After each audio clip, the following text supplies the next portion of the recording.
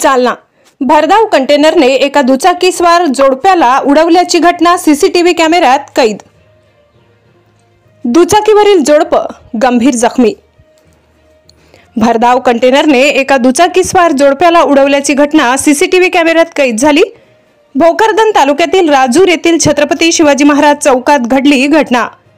आज सकाळी 6 वाजेच्या दरम्यान जालन्याकडून भोकरदनच्या दिशेने जाणाऱ्या कंटेनरने राजूर येथील छत्रपती शिवाजी महाराज चौकात टेंभुर्णीकडून दुचाकीवरून फुलंब्रीकडे जाणाऱ्या जोडप्याला जोरदार धडक देऊन हा कंटेनर चौकात असलेल्या पान टपरीला धडकून हॉटेलमध्ये घुसल्याची घटना घडली आहे।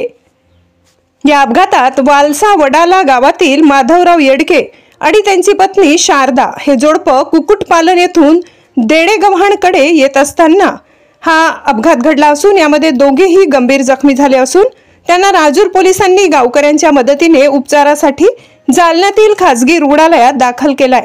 या दोघांची प्रकृती चिंताजनक असल्याची माहिती नातेवाईकांनी दिली आहे। या अपघाताची संपूर्ण घटना परिसरात असलेल्या सीसीटीव्ही मध्ये कैद झाली आहे।